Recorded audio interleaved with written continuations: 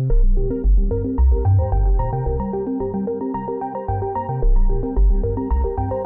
Art of Flow. Welcome to The Art of Flow, a podcast that explores connecting with your body, mind, and soul via movement arts and creative exploration.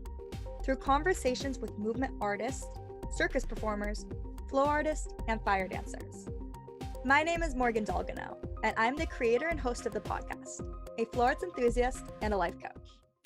Today on a special episode of The Art of Flow, we have not one, not two, but 3 guest artists who are amazing performers and community members actively involved in the flow arts, fire dancing, and LED scenes of their areas. They're going to be talking with us about diversity, equity, and inclusion, the challenges that face our community, and also potential solutions. Dallys Newton has been dazzling audiences across the country since 2011 with her unique stage acts and roaming characters. She is known for her captivating stage presence and her commitment to excellence. Dally is a world-class fire and LED performer who stilt-walks, juggles, hoops, clowns, aerial hoops, and more. Michalla Moss has found movement to be an integral activity in her life. As a young child, she took various dance classes and felt a deep connection to music, movement, and prop manipulation. It first came to them as a tool to express and find joy, but Michalla swiftly fell in love with the art of single hoop manipulation. What she thought to be her forever and only prop was just the beginning of a lifelong venture in dance, flow arts, and circus arts. Vertel Jackson has been a movement artist since birth, from jumping on couches to gaining the nickname Rabbit. To his imaginative soul, he has always preferred finding the endless possibilities of what his mind and others can collaboratively produce. He has been practicing flow arts since 2013 and uses it as a way to express himself and work off daily frustrations and stress that adulting has brought with it. Although flow arts performing is seen as more of a hobby for him than a profession, he focuses on integrating more flow arts into his daily career as a content producer. And in doing so, he makes videos that focus on the arts and highlights diverse communities. Currently, he resides in Berlin, getting established and tuning into a new piece of life as an expat. Thank you so much for joining us. Today, we are going to talk about diversity, equity, and inclusion. And I want to know, in your opinion, it doesn't have to be these issues, it could be other ones as well, but what challenges does the flow arts and spinning community currently face? Michalla? Every community, just forefront before anyone takes anything left, every community has its issues. No matter where you end up with whatever people you're with, there is going to be issues, there's going to be problems. And the flow arts community, even though I think a lot of folks would like to think that we are immune to those behaviors, immune to those people, immune to these things, we are not. We are not. And if anything, sometimes we can be the biggest perpetuators because we don't always acknowledge these things that are not working in our community. I'd say the approach in which we support each other, I just feel like that's individual. I don't know how to piece this into a way to make it like a communal thing. But as for me personally, like if I know about you, if you like, I follow you on some sort of platform, I'm going to like your things regardless of if I didn't watch your whole video, if I didn't actually love it, I'm still gonna like it because I'm definitely someone who's out here that would support anyone who's putting themselves out there for the public to see, because that's really hard already to like authentically just be yourself and show yourself like enjoying something regardless of your skill level. Sometimes we have like weird inability to appreciate the things that we don't do personally. So if you're really techie, usually sometimes they're not so nice about people who aren't techie, and vice versa. And we really have we have a way of really like organizing ourselves into groups. And I would love to just, see those barriers broken down and watch everyone appreciate each other and love each other for just like showing up, just being here, picking up the prop, dropping it 15 times. I really like that quote of it costs you nothing to hype each other up. It costs you nothing to support somebody and like be a light. And I really like just hope to see that carried through our community. I definitely see an uprise of people just like understanding that we just like gotta be here for each other. It doesn't matter whether you like what that person is doing or not. If they have a smile on their face and they're enjoying what they're doing and it's not harming anyone, like gas them up a little bit. It literally, it will change the way that that person like feels and functions in that moment. And like I think we could all just use a little bit more of like acceptance and love and just like feeling it from our community, as much as we've been talking about hard topics as far as like equity and inclusion and diversity. We have been having a lot of conversations along those lines, but I still am seeing so much pushback. There's still a lot in the community that we need to break down. I understand that especially racism, ableism, ageism, colorism, those things can be really hard to understand if you don't have the perception of being one of the people in or from that community. And it's just really like being more aware overall. I think if we could really hone in on our interpersonal journeys and like make people a little bit more aware that sometimes the work isn't like going into your community and talking about these big topics. Sometimes the work is turning to yourself and looking at yourself in the mirror and saying, am I doing enough? Am I doing the work personally? Am I staying conscious of my actions and my words? Am I living up to like what I want to see and what I want to change in my own community? And I've definitely, you know, we're in the world of social media. We do reach out to people a lot on these platforms. And I think sometimes we all can forget that, like, yeah, it is about spreading the message and about getting everyone on board. But even like myself, sometimes I really need to remind myself, like, hey, are you doing what you need to be doing? I just revised my website and I was like, oh, there's this big empty space. What do I do with it? I don't want to throw unnecessary pictures or random things that it doesn't need, because why? And instead, I decided to throw links to various charities and organizations that can be donated to, from the Black Trans Travel Fund to Fund the Flow Arts. Just threw a few links in there and it's like perfect. It took up the space that was vacant and that would have been really extra and kind of ugly to throw something in. And now there's a space for people to look and see, these are places I can donate that would have an impact, and it's there, like the button's there. All you have to do is click. And how easy for me. All I had to do was put a button on my website, put a link in it, and that hopefully will give traffic to 5 to 6 organizations that need it. Like super easy. I didn't really have to do that much work. It didn't take that much out of me to do that. And in the long term will hopefully benefit communities that need it, underserved communities. Are you doing that? Are you doing that? It's an easy check-in with yourself. Are you doing what you can with what you have to benefit everyone around you? I think the whole community could definitely take a second and ask themselves that question.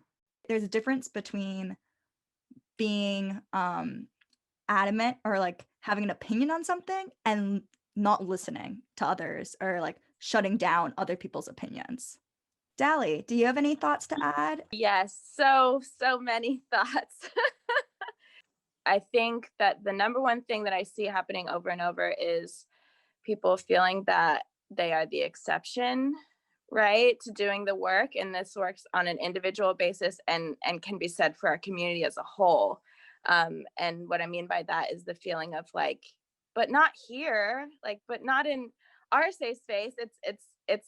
It's similar to that, like, well, I don't see color, you know, which is like, the intention is great, but what that means is by not seeing these things, we can't actually do the work of addressing and fixing them, right? So I think, you know, as individuals and as a whole, we need to look at ourselves and be like, am I doing the work? Am I doing the work of educating myself?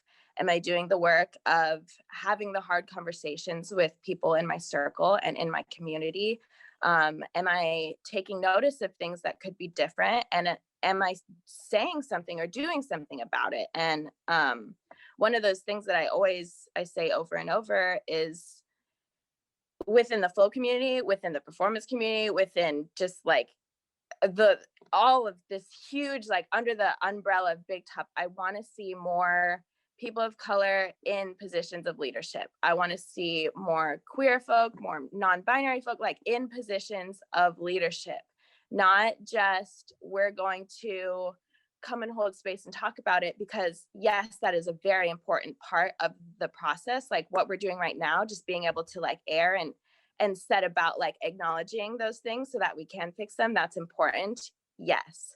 But I want to see now our communities take a step further and have some lasting action, some lasting effects, right? Because those making big changes like that affects everything all the way down the line, right? Like who's getting booked, who's how much people are getting paid, just everything, right? Who's getting featured, who gets time to speak, and how is that space given and handled, you know, like all of these things are affected by who's making the calls. And if we just have one particular group of people who are being represented in leadership and who are getting to make the calls, then that's going to affect all of us negatively, you know? And what else? Gosh, I could go on forever. And I will say it's because I love this community and I care about it, and it's part of what got me to be who I am, and so I want us to be better. Yeah, that's most of it. No one is an exception to doing the work. Our community isn't an exception to having to deal with things like racism and sexism and all of the rest. So yeah, just being able to let down the defenses enough to to let the work happen and to do the work. I think that's the biggest challenge that I see with our community right now. I hear Dally express this. I hear Michalla express this. Doing the work, which means like looking inside and seeing what are you really doing? What have you done to educate yourself? And what are you going to do going forward to continue educating yourself? It's a process. You're not alone in it. We're all a part of this as a community. We can share what kind of work we're doing and resources with each other. Vertel, what are your thoughts? Putting people in positions of leadership, I've seen that with my Burning Man camp. It's very white. And okay, so and to also distinguish, there's two types of white people. There's like white people and people who happen to be white. These people happen to be white, but they've been doing it for they've been involved in the camp for so long, they just don't know how to involve people of diversity without feeling like they're tokenizing people, which I think is a challenge for people who are white, because that's just a challenge. But at the same time, if you're not like reaching out to those communities and seeing, like trying to see something in someone and trying to give someone a chance, like I don't say anybody can be a leader, but you can develop people to become leaders. So if you want to invite those people in, and I've seen a change. I did say in the last, like one of the meetings, I was like, y'all got to step down, because all of us, like this is not a diverse crowd. Like you guys want to say you want representation and equality, but that's not what you represent right now. So like, and they have changed their leadership to reflect that. So I think that could also happen in the flow arts. And when people are advertising for festivals and things like that, also putting people of color on the posters, like that is very important, because like seeing someone that looks like you is very important to actually wanting to go, because you're like, everyone here does not look like me. They're probably not gonna I can't relate to them. I can, but I like in the flow arts way, but like any other way, it's like we're not relatable to each other. So I think that is very important. And also, like as a male, I've seen like people assume I'm straight, like when they meet me, but I'm not. Identify as gay, and like a lot of dudes talk about women in this very derogatory, weird way. I don't understand, like in a very like sexist way that it just always bothers me. And first I'll listen to them, and then I'll comment on like what they're saying and like how fucked up it is, or just say something to a defense of them, because it's very, I don't know, it's just very annoying to me. that women have to go through so much to be respected. Like, you should be allowed to wear whatever you want and not have to get a bunch of comments or people touch you in weird ways. And like that should not be. I don't understand like why people can't get their hands to themselves and like respect others. And also, there was a situation that happened to me like when I was like 3, 4 years ago. There was this like really drunk person at a. It was at a, what is it called? A fire jam. And he had like called me this female's name who also is a good friend of mine who is she's Latino. I'm like, that I'm not her. And he's like, well, you guys look alike. I'm like, no, we don't. We have like no relation to each other. Like, what are you talking about? Like, we don't look alike at all. Like, why would you say that? And it's like, to me, it's like things like that. Like, yeah, he was drunk, but also like really do some work and be like, how did I like? Is it okay for me to say something like that?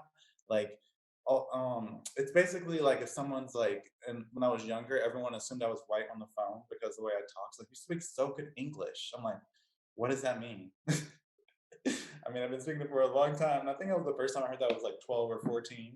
And I'm just like, why would you say that? Like, that's not a compliment. That's not just like, this is my first language, and like me speaking it well is just a sign that I'm intelligent or I can just speak it well. It's not even like I can just speak it well. So I think it has to do a lot with remembering the things you say and how they affect people, and trying to be not a white person, but a person who happens to be white, and realizing how that intersects, and and also not having this like white guilt that people have. They're like, I had this ex-boyfriend, he was white, and he would just like every time I would talk about a situation I was going through, he would make it about him and how sad he was that I'm going through it, even though I'm the one experiencing it. And it was always just about him. It's like, I was like, I'm just trying to tell you what's going on, and you're just like making it about you.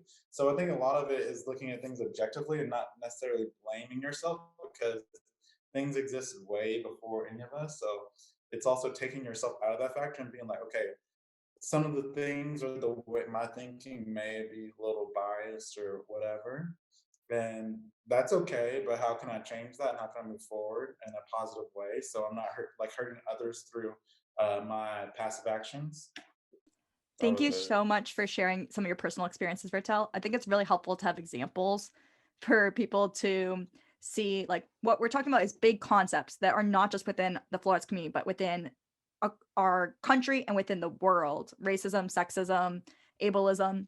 But getting to see examples as applied to at a fire jam is really helpful. And also, when we first talked about setting up this interview, you and I had a conversation about how like you really wanted to focus not just on going over yet again what's diversity, equity, inclusion, what are the problems in the community, but like what can we do? What are the concrete things? Like how are we going to address people who are being racist, ableist, and sexist in our communities? Do you guys have any ideas? I would like to say that things like this, as much as I think like if you're in the same space as this person, I definitely say direct action is always best. So in that situation, if you're at a fire jam and you see someone purposefully or not, unconsciously doing something that could be harmful, passively or actively to someone around them, to immediately take action. You don't have to be aggressive. It doesn't have to be attacking somebody, but there are ways to bring attention to what is being said that's not correct, or needs to be corrected, and owning that you don't find that behavior acceptable as an individual. And I'd say even better, if you're with a group of people, to step to the person or persons with a group of people and say, we do not find this behavior acceptable. Either you change the behavior so that everyone feels comfortable in this space, or you can leave. It's really stepping up as individuals and as a community to say, we are not going to accept this any longer. This has been sliding and we're not going to allow it to anymore. And there's a lot of power in having numbers and multiple voices speaking up for these things. And it's definitely in the examples, like Vertel, having women post a video and having other folks, other flomies come in and say, oh, you only got this many likes and views because you're not wearing anything. How inappropriate is it to make that comment? And did you need to say it? Like, you didn't need to say anything. If you didn't appreciate the video, you could have moved on. And correcting that behavior so that people don't feel like there's space to make those comments is what we have to foster. As a community, we need to make these people double take before they let these words leave their mouths or type it on the keyboard. And it's relative. I've had experiences in my real life where I was the only person to speak up to somebody who was much larger than me. Granted, this was not in a flow setting at all, but in a restaurant where someone was verbally attacking and abusing the cash register person. It was a woman of color at the cash register, and she was being yelled at for things that were not in her control. And it's a restaurant, not full of people, but there's plenty of people, and I don't have tolerance for it. So I was like, she does not deserve to be spoken to like that. She is doing everything she can to help you, and you are doing nothing to help yourself in this situation. And then he threatened me and threw things in my face, and no one stood up and said anything with me. There was at least 5 other people in this restaurant, and I think avidly back on this moment, what would have happened if everyone in that restaurant, which maybe was like a total of 8 people, would have stood up and said, hey, it's not appropriate to yell at this person. This is not appropriate behavior. You're a grown man. Get it together. And me, being the 26-year-old smallest person in that business, stood up and did it myself because I knew that was right. I was right. I don't care if it put me in the line of danger. There was a woman being berated unfairly at a job she's not being paid enough money to give any type of flying flip about. She is now taking abuse for a corporation that doesn't even know her name. And I had to be the one to then subsequently take abuse from this man, expressing that that's not appropriate. And no one made a peep. Mind you, as soon as that person left the building, other people in the restaurant said, thank you so much, that needed to be done. He was definitely in the wrong. Why did no one else say anything? Why was I the only other woman of color in that restaurant left to do that work and take that abuse? Because no one else saw that in that moment it was fit for them to stand up and speak against an injustice. It's crazy to me. Because again, that's linear, not to just our outside communities. That happens in the flow community. Things happen that are not okay or not appropriate. And you leave people in those communities to stand up and take not only the abuse on the side of the person who's doing inappropriate things, but also the after the fact, what that action set the tone for and what will then continue in our future if we don't stand up in numbers and say, we don't do this anymore. This is not appropriate. We do not accept this behavior in our communities. That is not okay. Riding off my coattails real quick on that one, as much as I am all for calling out bad behavior and people who continue to do it, I am also very much for rehabilitation and integration to our communities rather than canceling. All for cancel culture when it's appropriate, but I absolutely feel like if you turn to someone and you tell them no to a behavior and completely remove them from the situation, where are they going to learn those corrections? They're going to turn to an echo chamber of people who are going to reaffirm those terrible behaviors. So as much as I'm all for calling it out when it needs to be called out and putting people in their place when it needs to happen, I also want to advocate for passing those people on to folks who have the emotional capacity and intellect to steer them into the right direction. I'm absolutely not saying this should not be put on the plates of people of color, women, the communities that are generally facing these behaviors should not be responsible for it, but the folks that can handle it and should take on these unfortunate projects in our community should step up. If you're that person and you have the ability to say, hey friend, you really messed up, let me tell you why. And if you feel like you are ever in a situation where you don't know whether what you're about to say or do is appropriate, call me up, grab me from the other side of the fire jam. I'm here to help and support you be a better person and do better in our communities, because it's not about exiling people. It's not about kicking people out of our groups. It's about making our community better. It's about doing better as a whole.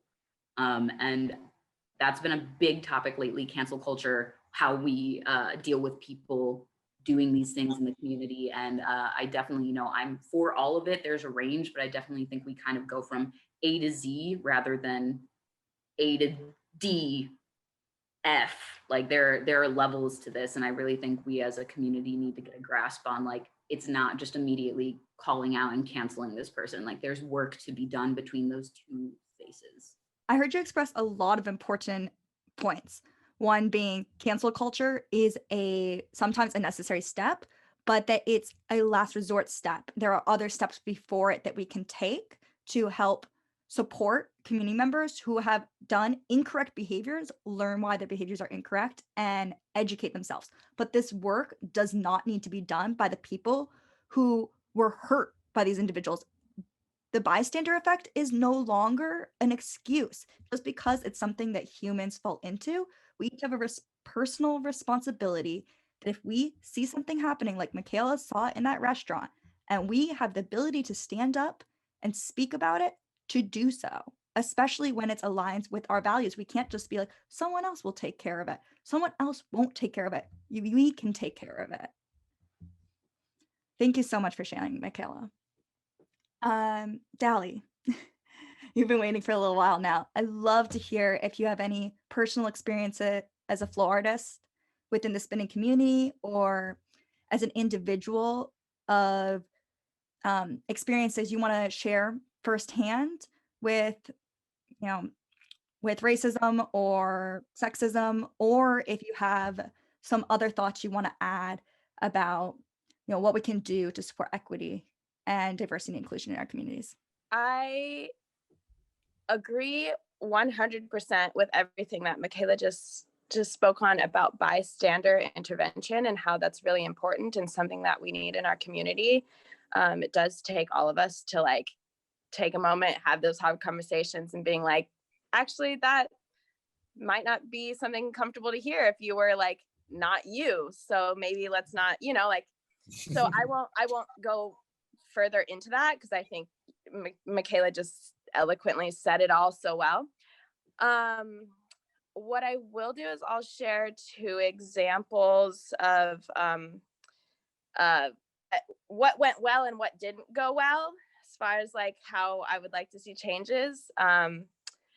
What I had a personal encounter with was being very close to someone who was in a position to book for a festival, like a big, important to do in the Flow festival scene, right?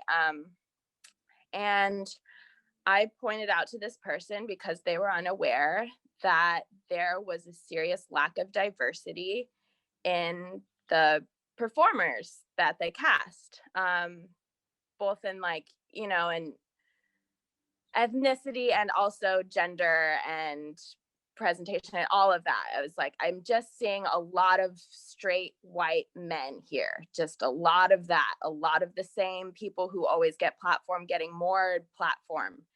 And I think it's important to look at that and let's fix it.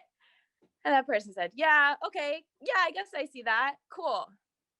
But it's just really hard. It's just really hard. I don't know a lot of people. I don't know a lot of people who do this prop that are people of color. So I don't know. It's just so hard. And it's just like, well, really, it's not that hard. And so I did the work of finding and presenting resources. How about this person, amazing juggler? This person, amazing hula hooper? This person, amazing acrobat? All people of color, all women. And they did the booking for the next year, and it was more of the same stuff. Excuse me. And I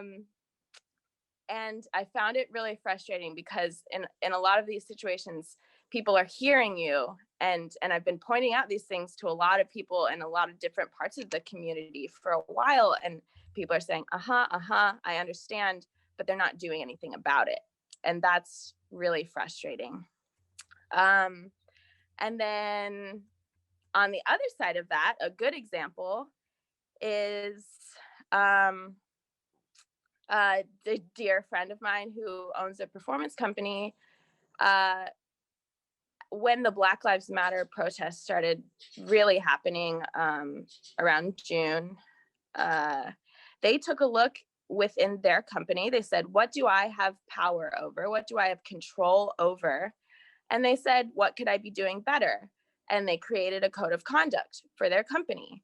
The code of conduct included, whenever possible, I will buy supplies, costumes, rent venue space, etc., from people of color or women. When possible, I will purposely make 50% or more of my cast people of color or women, right? And then on and on and on. There's like, I want to say there's like 5 different specific things. Oh, like 10% of my profits when I do a gig will go directly to an organization that benefits these people.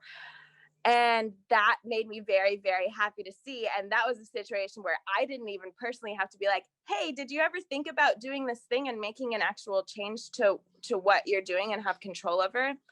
And they took it upon themselves to do the work and think about it. What do I want to see and what do I have control over? And made the change. Versus on the other side of that, people of color or women or people who usually don't have as much voice or power or platform, pointing out and shouting and being like, hey, this is not the way it should be. This is not the way it should be. And it's just kind of like ignored. And then suddenly now, everyone is aware. Everyone is suddenly aware. And, that can be also kind of frustrating, make you a little bitter when you're like, I've been shouting at you about these things for years, but now we're seeing it. So, both different situations make me very, very happy, very, very frustrated, So there's some examples of ways that we can have change and not have change. Thank you so much for sharing with us. Yeah, it can be really frustrating to have people wake up when it's like everybody's talking about a particular topic. They go through waves and then things leave the public consciousness, but they're still important. And it's like everyone goes back to sleep and you're like, wait, we're not done. Yeah. Vertel, did you have any other thoughts you wanted to add on the subject? Yeah, the way I've been doing it is I'm a video producer, so I've always made sure to highlight people of color, only, really honestly, in most of my videos and try to keep it diverse. I think the most recent project I worked on was Pride. San Francisco Pride had a 50-year anniversary, and I worked on getting content together. So the way I addressed it was like I would think about every community I could think of, and then put a drop down list. I love Excel spreadsheets, so it was like an Excel spreadsheet where it would be like a drop down, and then made sure there was someone or some part of that being highlighted, like trans community, Black community, the disabled community, all types of just communities that anyone I can think of or anyone that anyone knew, to make sure we're including those people, because a lot of the times, especially in Pride, it's not very diverse, and I keep having this hope every year it's gonna get better, but it doesn't. And that was the first opportunity I had to be involved in it, because even so, every time I want to do something, I was like, this isn't very diverse. I always have opportunity to influence it somehow later on in life. So I would do Castro Street Fair. I was like, I don't like this fair. This feels like no community. Then I was on the board for 3 years, and then this past year, the Pride had because there's no event, they had a special on TV, and I was like, oh, I get to be part of this. And I was like, what do you guys think about the diversity of it? And they're like, that's why we want you here, to be able to help with that. So it was nice to be able to hop on board and do something like that. But I think it's always nice to check in, just who are you highlighting? And I think lists are great. I'm like a Virgo rising, so I'm really, I'm really into the list thing. So I think really writing it down, really showing, and actually, even people I know who happen to be white, I've been proud of my friends, the ones I've known, because they've been on their own grind doing that as well.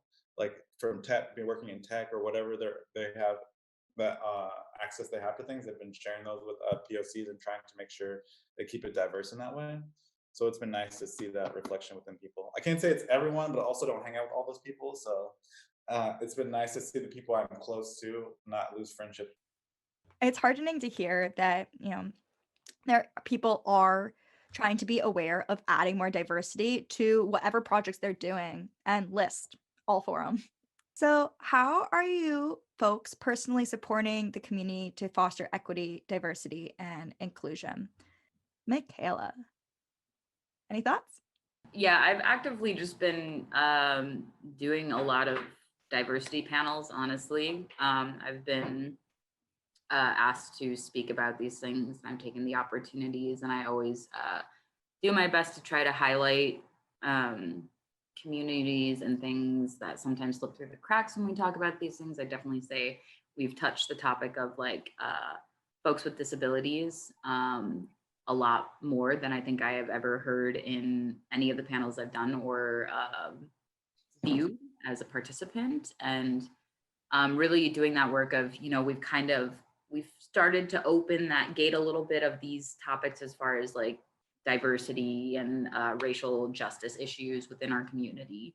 And I really want to start to just pry that gate open until we're constantly and consistently including all of these communities. Like Vertel said, there's a list, and sometimes even on that list, there are communities that really kind of fly under the radar, unfortunately.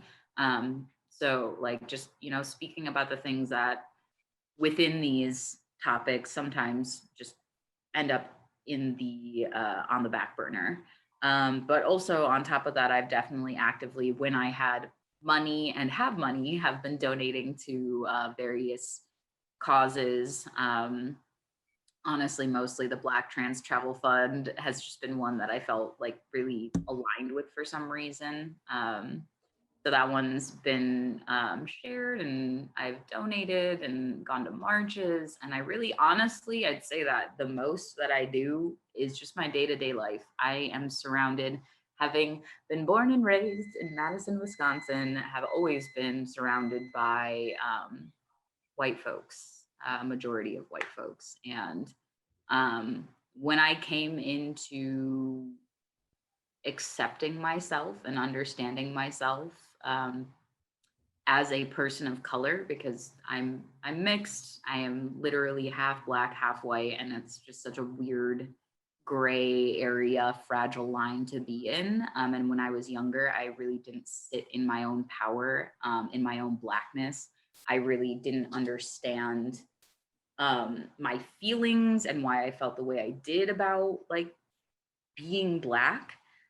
So when that switch flipped, and I can tell you, I just unapologetically became who I was. I really accepted the fact that I am Black. I am Black. I'm light, and there's privilege with that.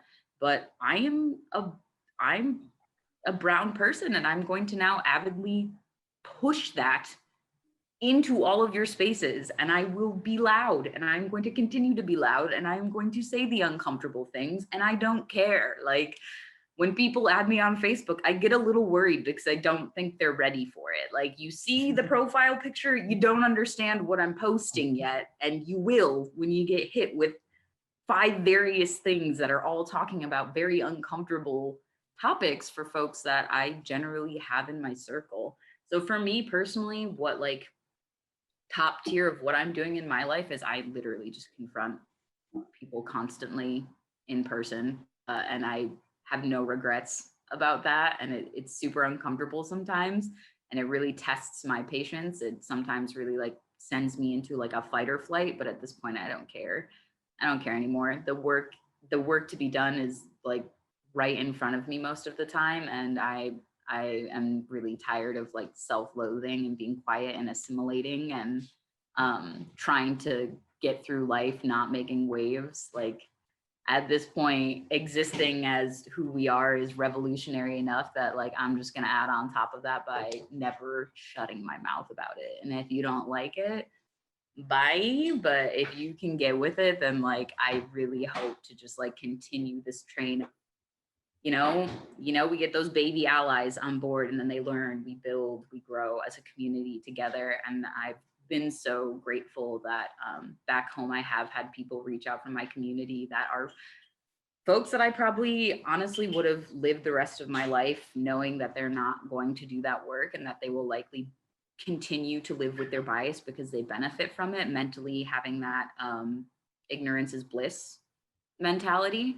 A few of those folks have messaged me and been like, hey, your posts have made me reconsider some things, like just seeing you actively advocate for yourself and your community has made me do a little more work. And that was a crazy feeling to me, especially because a lot of these folks are more my senior. They're folks that, like, in my circus community, I was a baby. I was very young when I first started.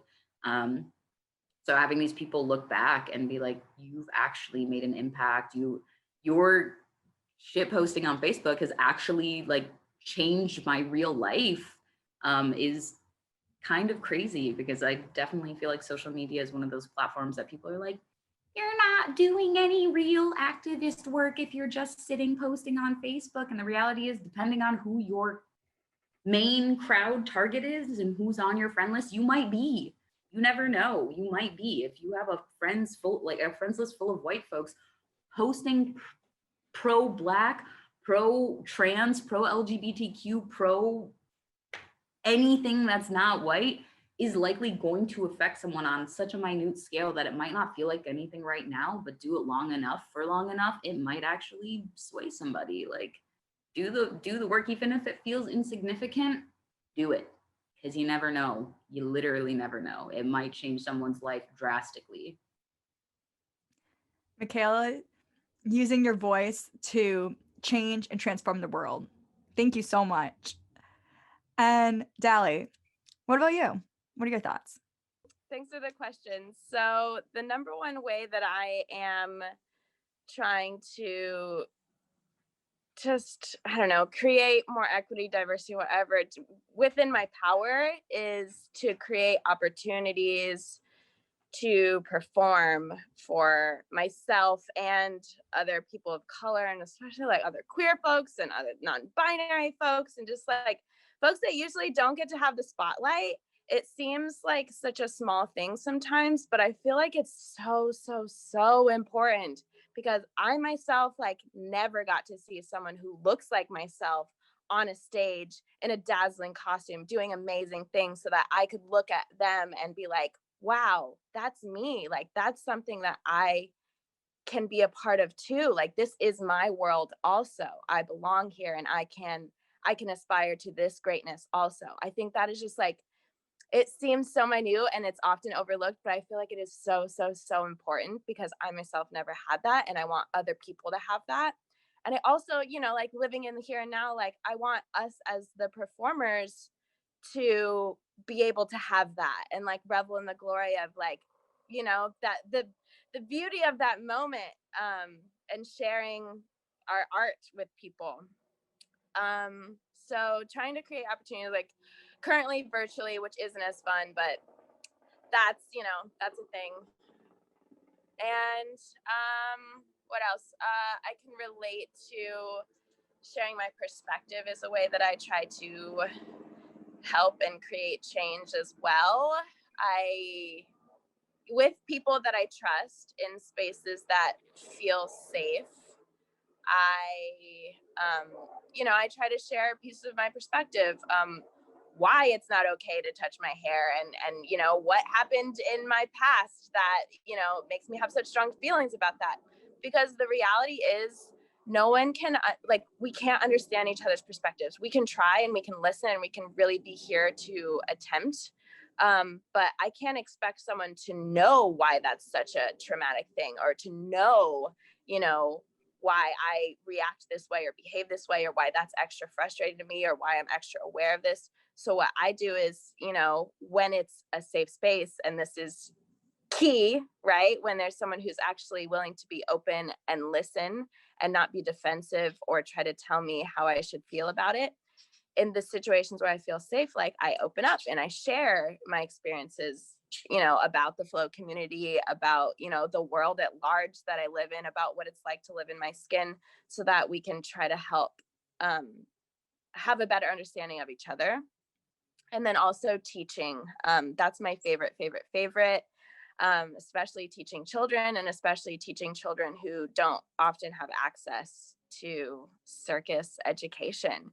That makes me feel really good. And it's something I can't currently do in person, but it's something that I've done for the last, like, I don't know, 5 to 7 years. And it makes me very happy. And it's just another, piece of that empowerment that I want to give to people. So yeah, empowering and having the hard conversations with people in my community, my family, and all of that rest. It sounds really cool to get to teach circus to children. I really hope that soon you're able to resume that awesome work. And in the meantime, keep, sharing your perspectives and speaking up with your community and your family. Vertel. So one time I thought it's called, what is this saying? It's my existence is resistance. So it's like being just existing in general is a resistance, because there's so much, you should act like this and do this. And like, it's just a lot of people, not people do it. I don't think they do it on purpose, but there's like social norms and things like that we should like live by, like how we talk. Like I grew up in the military and got a really great education, but my mom is from like Savannah, like from the hood, and my dad is from Miami in the hood. So like the way we talk to each other sometimes can be like, it varies. I can talk in a range of ways in terms of like the words I use. It's like, is this appropriate to say? Or it's like, no, I'm gonna say it because that's how I feel. It's like, I'm not gonna like I'm in a safe space surrounded by people that I know, and sometimes I'm not. And I feel like even when I'm not or don't know everyone, I'm okay with sharing and be like, hey, that was kind of offensive. Like, I don't know why you feel like you need to say that. Or just standing up for people in general. I was like, that made me like when they're like either talking about someone that is not close, like I don't know them, but like you're talking about someone that like it just comes out, it just makes me uncomfortable, and like expressing that uncomfortability rather than just kind of like laughing it off.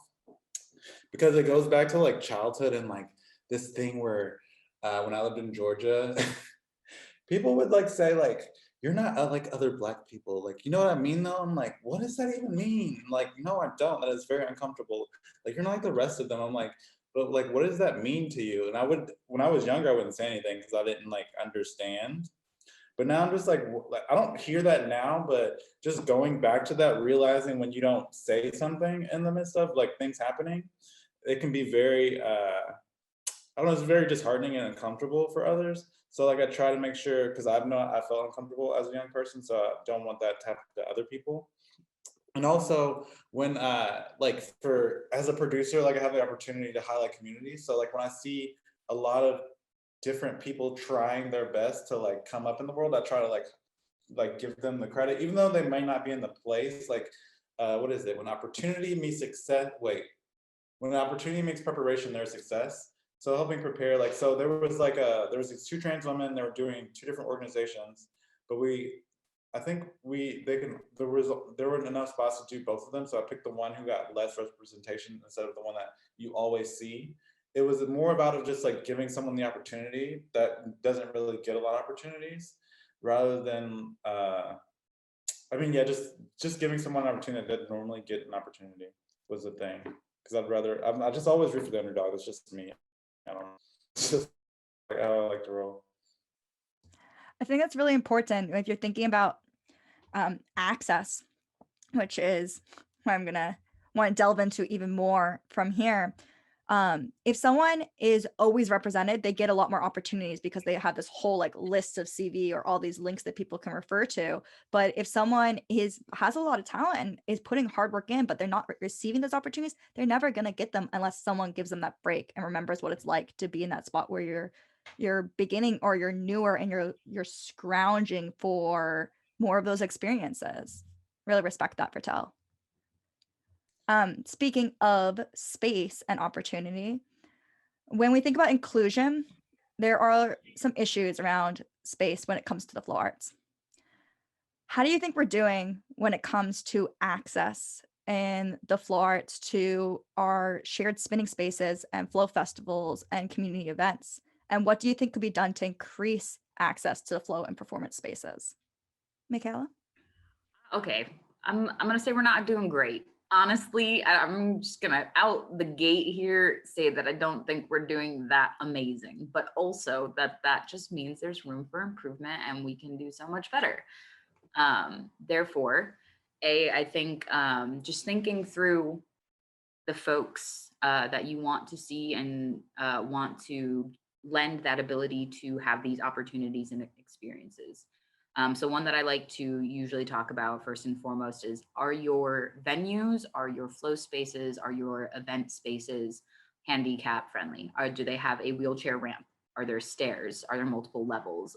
Is there the ability for folks who need like to be closer to the stage to be able to see, are there seats reserved for them? Are you taking those steps to be sure that every part of this experience is accessible enough that if someone were to want to participate, that they would be able to?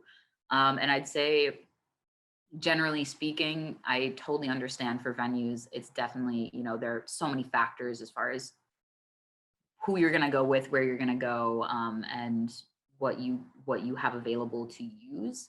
But starting with that checklist of, you know, there are flow artists who spin in wheelchairs.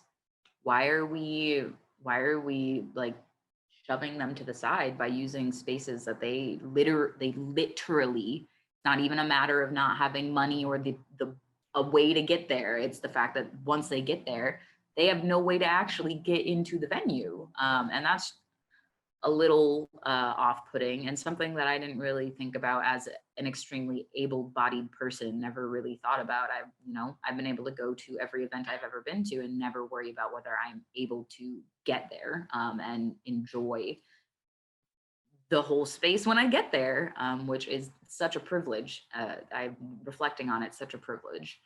And on top of that, accessibility. Back in my hometown, I first started at Madison Circus Space, and because they had a lot of backers and it was really like up and coming, it was so new when I first joined, they had their membership set at $50 a month, and you get 24-hour access to a giant warehouse with multiple props in it.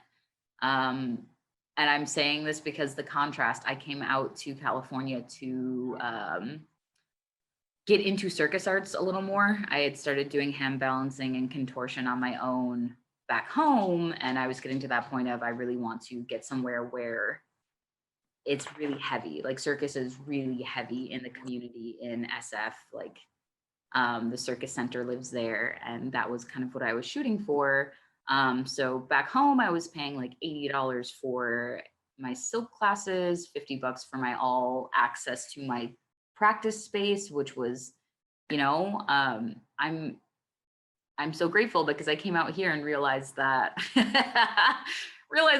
that amount of money is going to get me absolutely nothing out here. As far as a solid training space, I'm not going to find anywhere that's going to allow me to have 24-hour access with a key fob for $50 a month.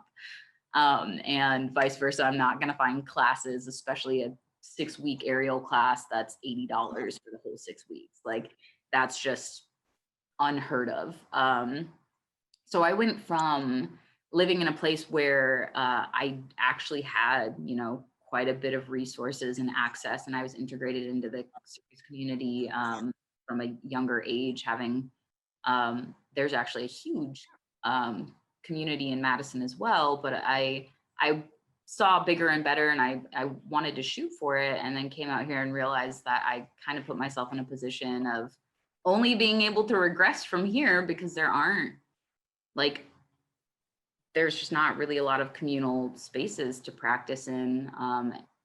And if they are available, they're not like the most pocket friendly as far as how many hours I would likely put into a space and what that would equate to monetarily to a place that's renting out their space. Like, I would lose so much money when I could try to just figure it out outside. That's how my whole journey really started. I'm in the middle of winter, I would be the person who's hula hooping in her driveway. Not ethical, that's how you break hula hoops. But that was that. Like, I put my mind to it. This is what I wanted to do. And if the places aren't available, I'm still gonna do it. But you know, having, when the circus space then opened, being able to go hoop there in winter was revolutionary. I didn't have to stand outside and freeze my butt off to do something that I love to do. So it's super important. And we do have places that would shout out to like Flow Toys, their floor, and the fact that they host communal jams that are free. Like that's so important. And we just don't have places that really do that. And the lack of it really hinders the ability for various people to come up and do their best and be on their best game and be their best performer, or their, you know, just their best in general. So, you know, it would be super cool to have a warehouse that's completely dedicated to movement arts, and like have it at an affordable rate, kind of like at colleges where they have rec rooms that you can go rent out your rec room, and it's not going to cost you $100 to rent out that rec room for like an hour or two. But I just, you know, I understand that also acquiring spaces are expensive, and, you know, we're just out here kind of working with what we got. But if there was a way to come together and make a more viable space, I would love to see anyone who's in a position to do that for everyone. Thank you so much. Yeah, so I'm remembering a conversation I had last episode with Samwise Clark, where he mentioned his challenges in trying to create flow spaces for community members to gather. And he said he discovered along that journey that colleges are a great place to tap into in order to rent rooms. You can have an alumni or current students start a juggling club or a flow arts club, and then gain access to those existing spaces and have weekly events going on. So an idea to keep in mind. Dally, any thoughts about space accessibility and inclusion? The main thing that I want to make sure I mention is as far as inclusion, when you include someone in your space, when you bring them into a space, that's fantastic. And I love that. But your job is not done. Your job then is to make sure that space is a safe space for them.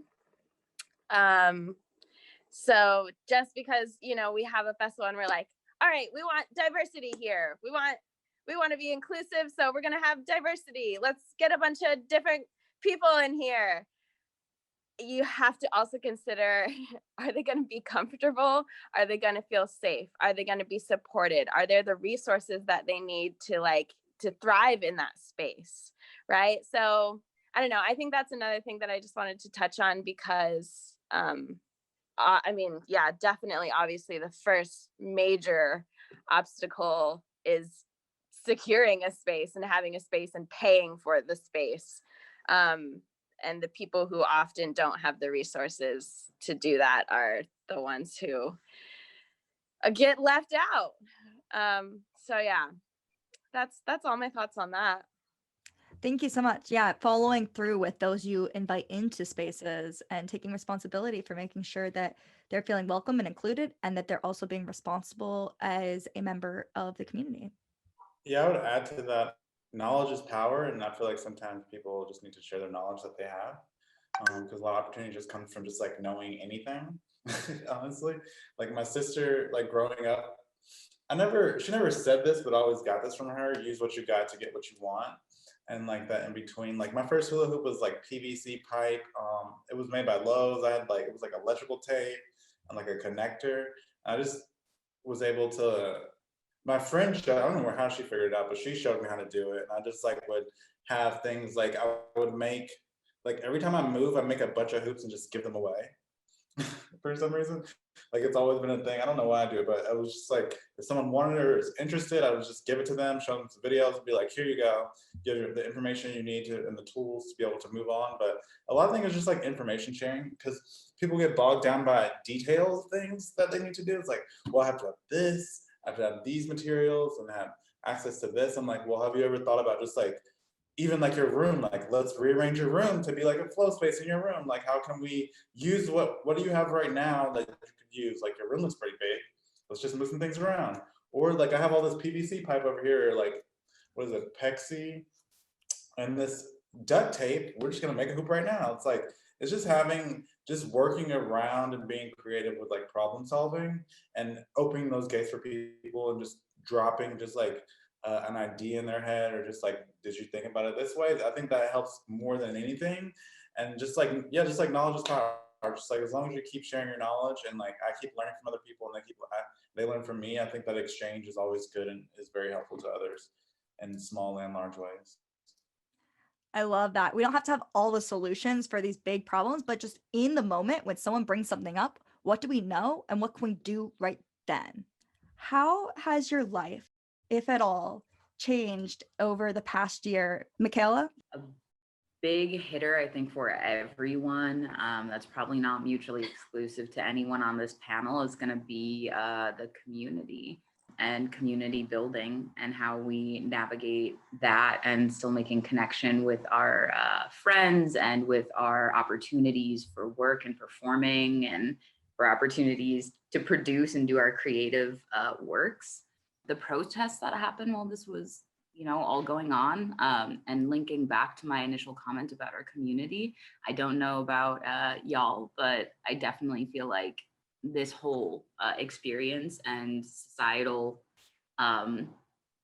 moment that we're having has really given the opportunity for folks to also show their true colors within our communities. We've had a lot of conversations, a lot of things that have been uncomfortable have been surfacing a lot more frequently, and there's a lot to appreciate and also a lot that's very stressful about that. I like the pandemic was forefront for sure, I think, for all of us, but as I've gone to quite a few protests and I've watched friends really gung-ho about it, and I've also lost friends, unfortunately. And I think we've also lost some influential people within our communities because of where we stand individually on these lines and these topics.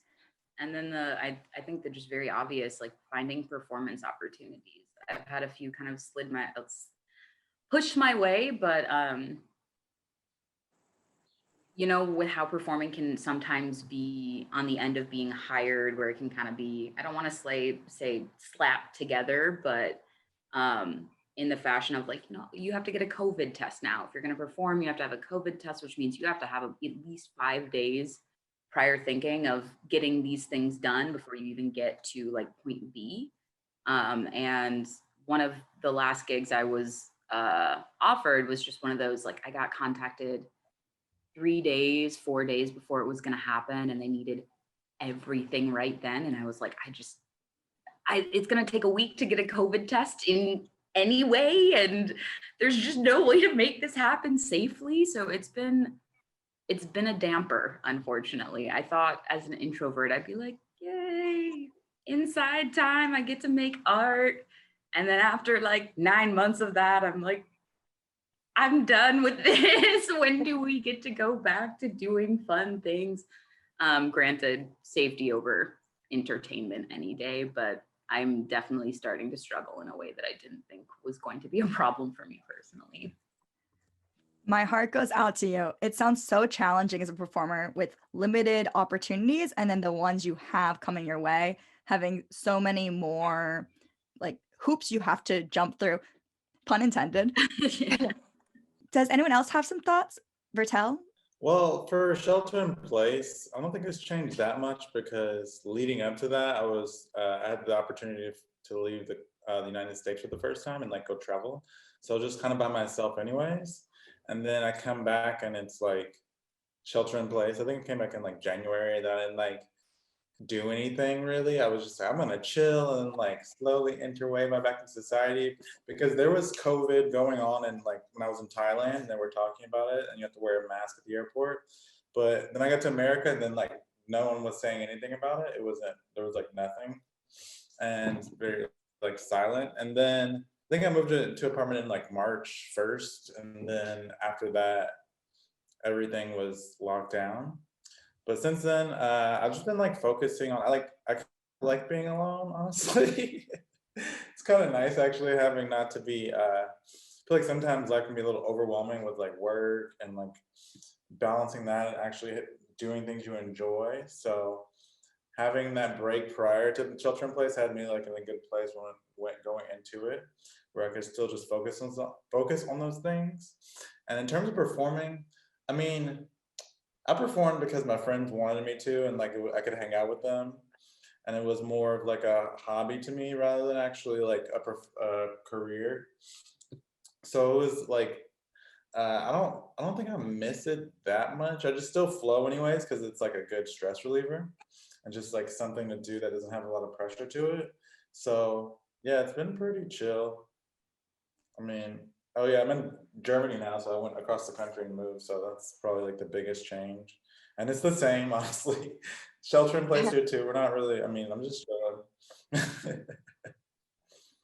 It's nice to hear that even amid, the transition, probably the stress of like moving to a completely new country, you're able to maintain your personal practice and just flow and use that as a stress reliever. Dally.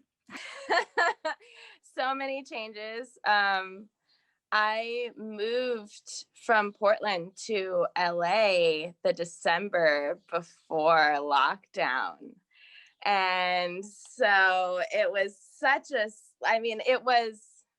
it shook up everyone's world, but it definitely, really shook up mine. I had just got here and was like working full-time performer and teaching and like, go, just like jump right in 100%. And then it like, screeching halt. And I just saw like months and months of gigs within a week, just like cancel. And it was so, as someone who moved to a different city with a large part of that motivation being like to further pursue circus performance and, and flow arts and getting these gigs, and then having that just sudden like whoop, rug swept out from under me was very jarring.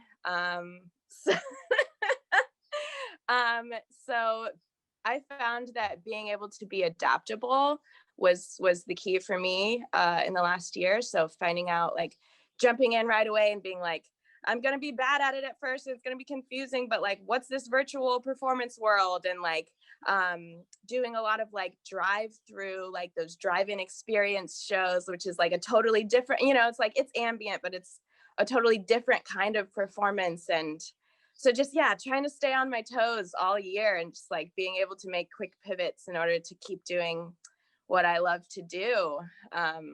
Definitely a challenge, but but also, I mean, honestly, I'm just like proud of myself, and I'm proud of like every single person who's just been able to make it through. So Definitely. Versatility and flexibility seem like the words of the year. If you're able to embrace those into your life, you're on the right track.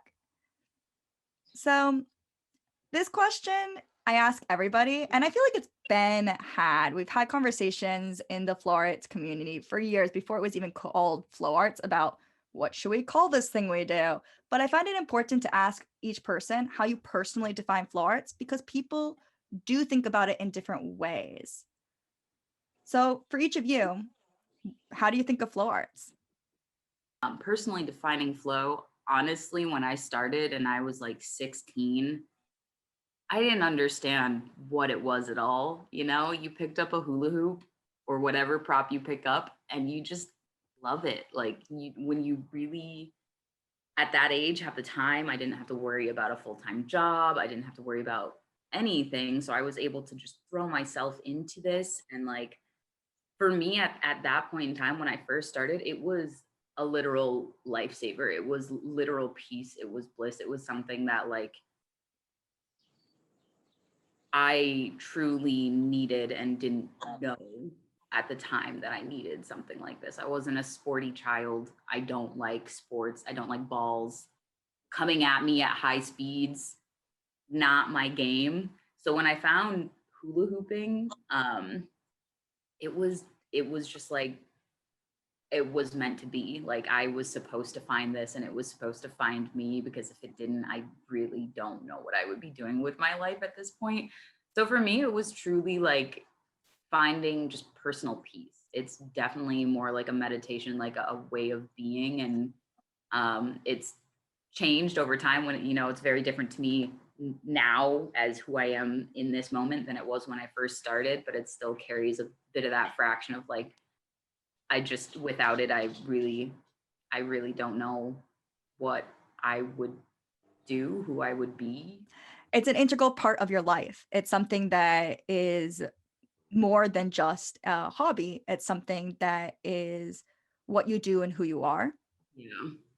Which is really weird to say. Like, I'm definitely not one who's like, these things define me, but like, I definitely have to say that thing defines me. That plastic circle definitely defines me. I am usually, when I'm honed in and only focused on that, my best self, like the ability to just really hit flow state. I've, never been able to understand what a flow state would be or is if I didn't find a hula hoop. And if you've been in a flow state, you know that is such a blissful, amazing space to be. It might not be super cheerful. It might not be like happy, but you feel almost in another world when you hit that spot. And like, wow, if I haven't spent the last 11 years chasing that feeling, I'd be lying to everybody. So, and Michalla, how did a hoop end up in your hands when you were 16?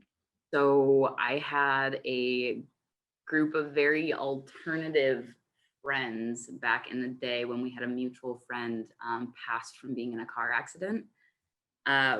We kind of like met in the hospital, and after he passed, we all just kind of kept in touch. And then I ended up going to these essentially baby raves in my hometown.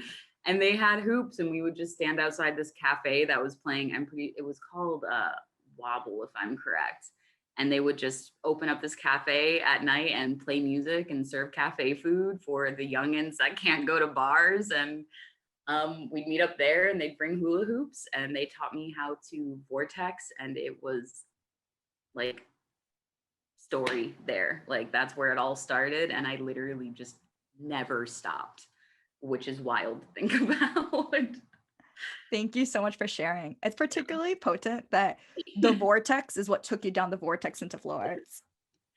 Oh gosh, yeah. Vertel, how do you personally define flow arts, and what's your flow story? I define flow arts as first prop manipulation, so it can be anything. And then I would say state of flow, like that's the arts part to me, the prop manipulation, and the flow state is like more, the flow part is more in terms of like a state of mind when you stop trying to drill things, so you're not thinking and you're just like going with the flow. No pun intended, but pun intended. Going with the flow of like what you're doing. That's how I define it. And then my flow story, it's so when I was like, I think it was like 22, 23, I was dating this guy, and then we like broke up. But when we were dating, I would always take him to festivals everywhere, like all across the United States. We would go like with a group of friends that I had. So we'd be like doing music festivals together. And then there's this one I go to every year, and it's like the only one I really go to. And then I was like, I don't want to like not invite him, so I was like, you can come. And like we got in the car together, we like went there, and I had a hula hoop that I had made with my friend one day. And then there was a certain point where I was like, I cannot hang out with you right now because this is weird. And then everyone else was there, and I was like, I can't just be like, okay, you have to go now while I hang out with my friends. So I was like, I'm gonna go and just go do my own thing, and all I have is a hula hoop. And I remember I was like walking around, and this girl, this woman, her name was Melissa. She had like a booth there, and then she was a hula hooper, and she showed me all these like crazy tricks, and I was like, oh my gosh, I'm gonna do this. Like, I'm gonna like commit to doing this and practicing more. And then from there, I just kept doing it. And it really taught me that things don't have to be so high pressure, and it just gave me something to do like by myself, like to enjoy my own presence, and being alone was like a new thing for me after a break. That was like my first boyfriend. So after that, I just like didn't know how to be alone again, or like not. So it really helped me like hone in on that and be like, you're fun by yourself. I hear what you're expressing, your willingness to like try new things, to meet new people, and also to like discover the importance of alone time. I really resonate with that because I found something similar in my own flow journey, where it was like by having this prop and being able to practice with this prop, I now have like an excuse or a reason to be on my own. Yeah. Yeah, exactly. Awesome. Thank you so much for sharing with us. And Dally, I would love to hear more about your flow story and how you define flow arts. I still define as like the classic definition. I think it's when ability meets challenge, like you're challenged enough to be invested, but you're able enough to not feel like you're struggling to meet the challenge.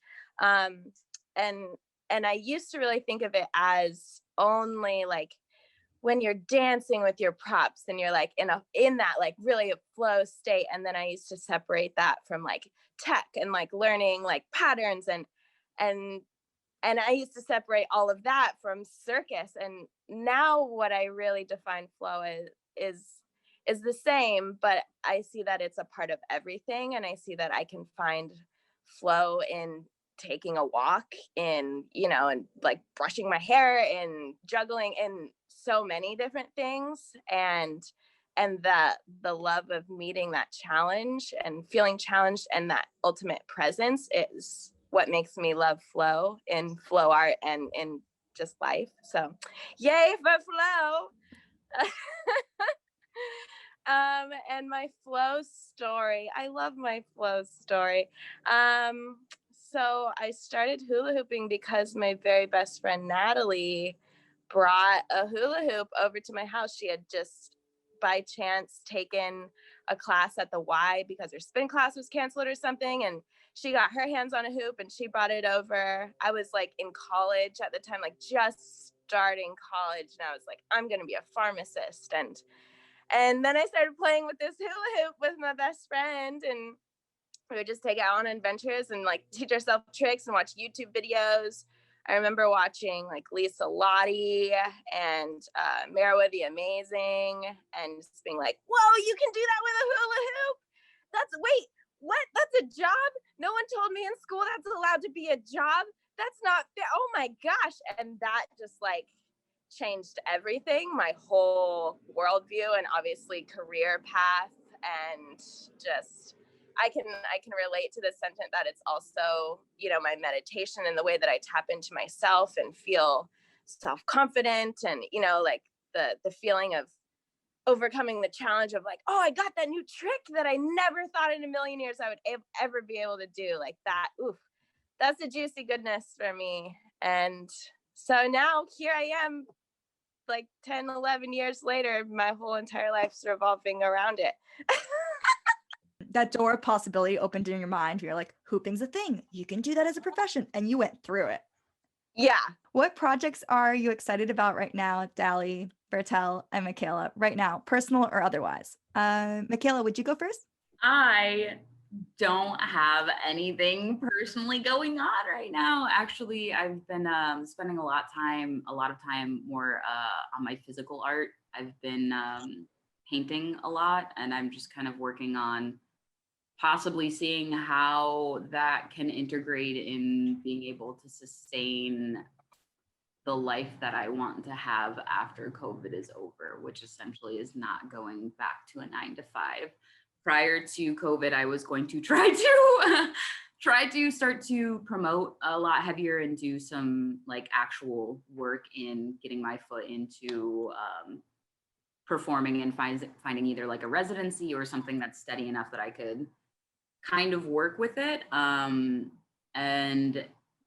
it just kind of threw a wrench in everything. So instead I turned to just painting. And as of right now, I'm really in the works of, just trying to figure out how to make art sustainable for me as a movement artist, as a physical artist. I like every part of my being knows that if I go back to a regular job, my spirit is going to die. There is no avoiding that. And it's like, it's just the worst thing in the midst of a capitalistic society to feel like so worthless, because I really just excel at art. I like to move my body and I like to paint, and it's hard because people don't really put monetary value to those things. So literally from this moment, I revamped my website. I'm really just trying to get back into actively sharing. Over the years, I went from sharing all of the small things that might have been a little too much to not sharing anything at all because of anxiety. And I really just want to work back into like steady sharing my journey, just, you know, for me to put it out there. The fact that I put energy and work into this is something that should be shared regardless of whether people enjoy it or not. That I'm worth that because I put the time in. And then physically figuring out how to sell my art because I really like the painting aspect, but I don't like selling things to people. So I'm out here just trying to figure out how to exist within a construct that is comfortable to me.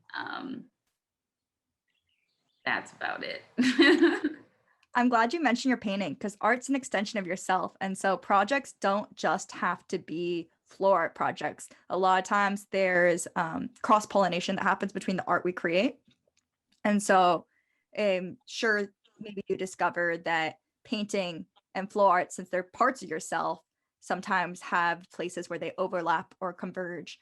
If you'd be willing to share your site, I'd love to put it in the show notes below so that listeners and viewers could check it out. Yay, perfect. Thank you. Also, Dally, what have you been up to recently? You mentioned some drive-ins and some virtual shows. Yes. I mean, just, for myself, for, gigging, I have been doing I did a Wonderland LA, working with Sky Fung and Renee. And that was really great. It was, Christmas every day for a month and getting to dress up and be a character and, make people smile again and safely because we're masked and we're outside and they're like driving by us, but they still we get to have those moments. And that was really special. And I'm doing the same thing, but not Christmas at the Electric Mile for Insomniac at Santa Anita Park right now. So you could come on by and see me there anytime. I think until the end of February that's happening. And then as far as virtual stuff, I have so many exciting projects. Well, I'm working on a show right now in collaboration with a great friend, and that's under wraps until we have a grand debut. And I'm also going to do, and you'll hear it here first, a Tiny Traveling Circus reboot show that can happen virtually with some of the characters that you know and love, but with some of, talking about some of the new challenges we're facing on Earth right now. And I'm really looking forward to that. So just trying to stay sharp and keep up in the virtual world, do some virtual shows. Oh, and Dallys Circus, my live stream. I'm cleaning that up and putting a bow on it and putting it in show format here soon. So lots of things. Well, I'm so excited to hear about these new digital opportunities you're leaning into. And definitely, folks, check out that live stream. Links will be in the show notes below. All right, Vertel. For the last 5 years, I've been since I moved to California, in 2015, I've been I was an accountant before, and I was on this grind. I want to do something else. This is just a shitty blackout plan. I don't want to do this anymore. So I would start being a producer. So I started making videos and doing my own thing, and that was really prosperous for me. And that ended up doing really well. And then before COVID happened, I was at Burning Man, and they had this accident, and then I had this series of unfortunate events that really made me rethink what do you want to do? You don't want to work for these people, and every time you work for them, they're like, you're so good at what you do. I don't know why you're in such a low level position. I was like, I don't know either, but I'm here. But then I started a business. It's something I thought about 7 years ago, and I think the best way to start anything is to tell someone else about it, because then they make you responsible because they keep asking you about it, and then you have to do it. So I started telling more people about it, and they got really excited about it. So I made it. We have this team of people. It's basically an application. It's what's the one-liner? It's a budget-conscious app that promotes local business. Can't tell you the name because we don't actually have one because of legal reasons, but it should be out maybe later this year, maybe in June. Hopefully it'll reconnect people with local businesses and getting them feeling safe going to spend money and budgeting and things like that. And then I'm also learning German right now. I've been learning on my own for like a year, but tip, if you ever want to learn a language, you got to say it. You can't just like write it down, because I was so used to just like being in books and like being by myself. I never really talked to anybody, so that's been kind of like a disconnect. But now I'm like really in it, and even like working on that music video was helpful, because everyone, they're like college students and they're very smart and they speak a very high level of German. So I was just like taking it all in for 4 days of 12 hours a day of just like hearing people talk, which is very helpful. But that has probably been like at the forefront, learning German and starting this business. You have big projects going on. Learning a whole language and also starting your own business is a long-term project. So I'm really excited, and congratulations on that first step. I got more big questions. What is your vision for the future of flow arts? Michalla. I progressively just want to see us like do better with what we have, the knowledge that we do have, the power that we do have, and progressing into just a more like, just like a true community. I don't know. We really talk about community and like in a way that when we say the word community, you know what you think of, right? You think of like a small town of folks who know each other by name, like everyone knows everyone's business, everyone like is looking out for each other and wants their neighbors to succeed. And I just overall I really just want to feel that more. I really do want to like look and turn to my flow community and like feel that way about every individual, like feel that way about it as a whole, and like know that when I'm looking out at my community, when we're all together at a fire jam, that like I'm not seeing one person that has like that is purposefully doing harm onto other folks here, that is, that we're all supporting each other and everyone's having a good time, and it's not being sucked into these like little portions, and it's not being sucked into all the negativity, but it's really, acknowledging, using our knowledge, acknowledging these things and doing better. Kind of what like Dally said, being able like to hear these stories of people and hear their experiences and like nod, smile, and then just kind of like continue the way that you were, because it changes nothing about how you were existing, without really realizing that like you're probably a very important piece in that puzzle of like, no, when you have the ability, when you were given the opportunity, you were blessed with the opportunity to hear someone's trauma and these issues that they're dealing with within this community, and you don't learn from it, you are the problem. And I just really wish we would get to a point where people can kind of self-regulate and we're not relying on our underserved communities to function as a whole. Like we're not looking back and forcing people to teach us about these experiences that they have trauma with. I'd love for the flow community to really just take action, step up, and do better, like we've been talking about for months now. We're almost going on a year of having, the marches and these conversations happening, and I'm really ready, especially when we're able to be in person again, to watch the work that's been done virtually hopefully take a play in our real lives. I'm really like excited to see people do better. In essence, just in short, accountability. I want everyone to be able to take accountability for themselves and their actions and their attitudes, and to, like Michalla was saying, to actually implement change when we're able to get back together in person in these spaces. I would love to feel like it's not like a task of mine to take on to like help the flow community be better, but instead feel like I'm a part of a community where every individual is actively doing the work to make the community better. So yeah. Accountability is good, and just like taking things into account at the moment that they happen, rather than just being like, well, be like, you're feeling uncomfortable, and I'm not okay with that, so we're gonna handle this right now, rather than just being like, let's have, we should just talk about a seminar and about it, just like actually just doing the work like right then and there.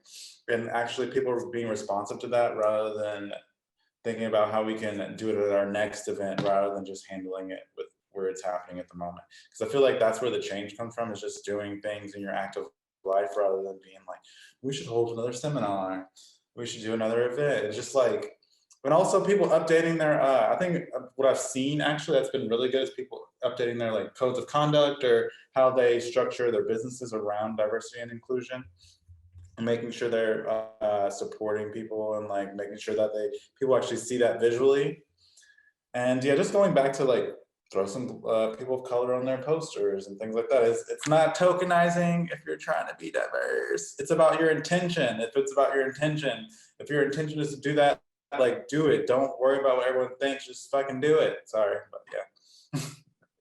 Can I piggyback off of Vertel real quick, just on this topic, a matter of something that I personally also really want to see that kind of just re-hit my mind when we come back to like festivals and small gatherings like this. I really, really, really want to see the things that we're doing like right now, like diversity panels, like just the inclusion that could really come from things like this. Like I've been to festivals that aren't flow centric, that have like healing circles, making space for folks who might not look like you within this construct, and allowing them to have space there that's uninterrupted, like literally having what are they called? Workshop. It's not, I'm not looking for the word workshop, but you kind of get what I mean. Having a workshop where it's literally centric to having female bodied persons, or folks who identify as female, and that being a space for them, and having a seminar, having a workshop that is centric to their experience in a space that is meant for them, so that they can express and connect with each other in that way, in that space, where it doesn't have to be, it doesn't have to be everyone's business. Having a workshop that's meant for BIPOC to be able to get together to talk about injustices and things in our communities that hurt us, that affect us, and allowing that space to be for us, and not getting defensive about that space being for us, because every other space is never been for us. So doing that work and making those spaces, even if it makes you feel uncomfortable. Like I know that even just saying this out loud, there's going to be someone out there that heard me say that and is going to be like, that's racist to only want a space for people of color, but it's not. And think about it. If you thought that, if you heard that and thought that, take a second to think about that, and really just the positive that would outweigh that very minute feeling that you're having on the community, on the BIPOC community, within the flow community, could be so great, so substantial. And we have the power. Folks who organize, you have the power to make those things happen and hire like folks to lead those things within those communities. So like, do it. Yeah, I will say, just want to say one thing, like, Michalla, about BIPOC like spaces being racist. It's like, oh, how many white spaces I've been on and been the only black person in here. So like flipping the script, just because it doesn't seem like to you that's not a problem, doesn't mean, or it seems like to you it's one way. Like think about how, like have some empathy and be like, how do you feel being the only person of color in this whole room? Again, because there's just like this thing I've been like at parties where I see this like this expression on someone's face when they know they're the only person of color in the room. They're just like, again. It's like I just always notice it when someone does it, and it's like it's very telling. Or it's like I didn't realize other people feel that way. So having a space where you can actually be like, I didn't know someone else felt that way. I felt kind of crazy, or feel like that was weird for me to think that, but no, it's not, because like other people share the same thing. We just don't get a chance to talk about it. Because we have talked a lot about doing the work, and especially about bystander intervention, and how we would like people to be better about speaking up in the moment, especially. And I wanted to shout out Margie Marlowe's nonprofit called Guardians of the Vibe. I know that currently they're offering a ton, I don't know about a ton, but they're offering some virtual bystander intervention classes. So if, I know like some people might be listening, they're like, okay, yeah, I want to do the work, but like, where do I start? That's a really, really, really good place to start. Like taking an actual step is like, if we educate ourselves about how to speak up and say something in the moment when something feels uncomfortable and we practice, then we're more likely to be able to do it when we're faced with the actual situation. So I just highly recommend anybody who's like, I don't know where to start there. Thank you so much for that recommendation. We are winding down with our time. Unfortunately, we have so much more we could talk about, and I hope this conversation continues. Reach out to each of these artists. There are ways to contact them in the show notes below, and continue the conversation with your friends and your family online and in your communities. Is there anything else you want to share, Michalla, Dally, or Vertel? Thanks for listening. Same. I'm happy to be having these conversations in spaces where they feel safe and I feel heard. There's definitely a lot of work still left to be done. And as someone who has a lot of privilege, being of a much lighter color than a lot of the folks who are disproportionately dealing with these issues, I'm always happy to answer questions or do some work. If you have any questions or need any clarification, feel free to contact me. I definitely would prefer to take the brunt of that than you turning to your POC friend and asking them questions that would possibly make them uncomfortable. So if you ever need a resource, drop a line. Everyone, I'm going to have a lot of links below in the show notes. So if it's hard for you to read them on the device that you're watching and listening to this, if you're on Spotify, it can be really hard. Please check out my website, or, one of the Art of Flow Facebook group is going to have all those resources for you as well, in a much more easy to follow format. If you believe in a show that provides inspiration for artists and conversations on the creative process, please support the podcast on Patreon to keep it going. As a supporter, you can earn early access full-length interviews, submit questions for interviewees, be mentioned in an episode, and get a behind-the-scenes look at how the podcast is made. That's The Art of Flow if you're searching for it online. You can also follow the podcast on Instagram and Facebook to receive shorter clips of episodes, updates, and notifications when new episodes are released.